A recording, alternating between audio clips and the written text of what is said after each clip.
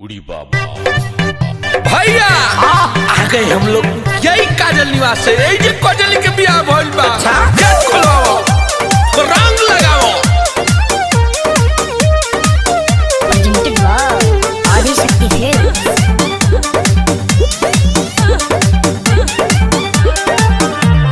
बारे पगले तू मजनुआ ससुरो में आइले रे जनुआ नैहर में यरबू तू भोग ले लसु आ ससुरो में आके बढ़ावा तारा दुख। अरे भाग यहाँ से बेंग।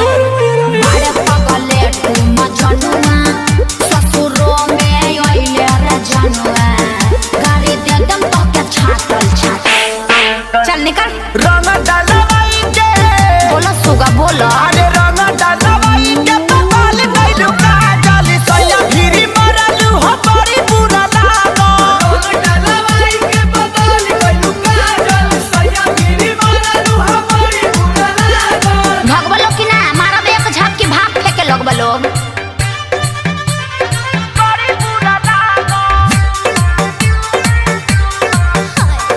बड़ी बुरा लागो।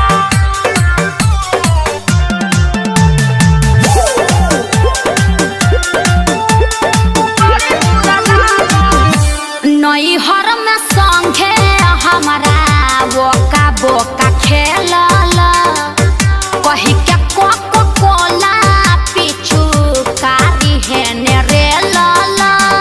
और होली में चौपन रंगावले रहलु हो क्या साथी बाती रंगावली बुकिरिया खइले रहू हो काथी क्रिया चोली के ओ घड़ी रही नहीं दांतल दांतल। अरे जोन रे मटी लगना। रंग डालवाई के बोल बेबी बोल।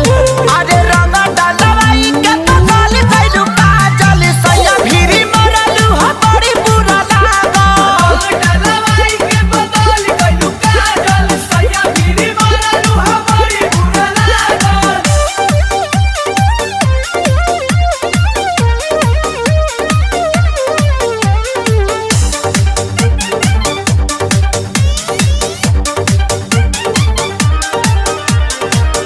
रोबल गाबल बंद कर निकना हिलागे करतई नसलटी बड़ भतरू के आगे।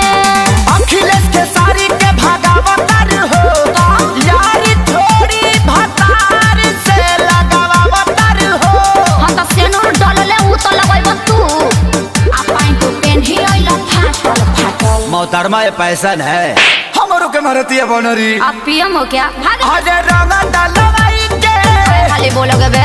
अरे रंग डालवाई के पकाल गइलु काजल सैया भिरी मरलु हो बड़ी बुरा लागो। रंग डालवाई के पकाल अरे बाबा आ भाई आ बाबा रे जा जा थोड़ा मुंह दब तहन लोग के रंग लगैब लोग। भैया चला वाला रे भांज देलस, बर्तन जैसन माज देलस। ये टेम्पू वाला डाना डी छपरा चलबो।